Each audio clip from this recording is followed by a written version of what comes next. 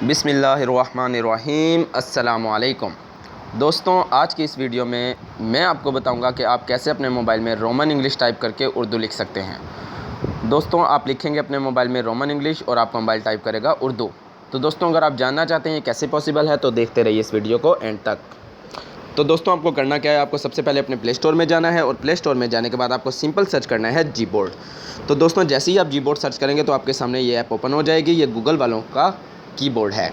तो दोस्तों, आप इसको इंस्टॉल करने के बाद ओपन करेंगे। सबसे ऊपर लैंग्वेज का ऑप्शन है, इस पर क्लिक करेंगे। जो सिस्टम लैंग्वेज है इसको आप ऑफ़ कर दें, इंग्लिश यूएस को ऑन करें। इससे रोमन इंग्लिश टाइप करेंगे, रोमन इंग्लिश ही टाइप होगी। उसके बाद नीचे आ जाएं, यहाँ पर है उर्दू पाकिस्तान। इससे आप उर्दू में टाइप करेंगे और उर्दू ही टाइप होगी। और ये देखें उर्दू ABC उर्दू, इसको ऑन करने से क्या होगा कि आप रोमन इंग्लिश टाइप करेंगे और टाइप आप कंपाइल करेगा उर्दू। तो दोस्तों, उसके बाद अब मैं आपको दिखा देता हूँ। बस आपने सिर्फ ये सेटिंग करनी है। उसके बाद आप अपने मेमो में चले जाएँ। मैं यहाँ से मेमो में जाता हूँ, आप नोटपैड में या मैसेज में कहीं से भी जाकर आप चेक कर सकते हैं। तो दोस्तों, ये देखो, ये उर्दू है यहाँ पर, और ये उर्दू के साथ एक ऑप्शन है। मैं यहाँ पर उर्दू टाइप करूँगा तो उर्दू ही टाइप होगी, ठीक है।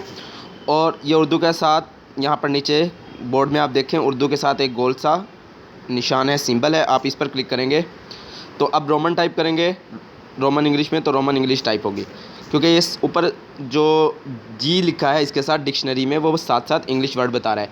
लेकिन जब आप इस पर एक दफ़ा और क्लिक कर लेंगे, अब देखें जी के साथ उर्दू डिक्शनरी बता रहा है और नीचे इंग्लिश में वर्ड हैं।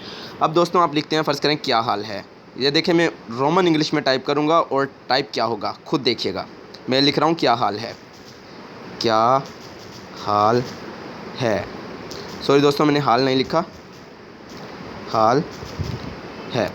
देखें दोस्तों, मैंने टाइप किया रोमन इंग्लिश में और लिखा गया उर्दू में। तो दोस्तों, जो लोग पहले से जी बोर्ड यूज़ कर रहे थे तो उनको चाहिए कि वो उसको अपडेट करें, क्योंकि अपडेट करने से ही उनके पास ये ऑप्शन आ जाएगा।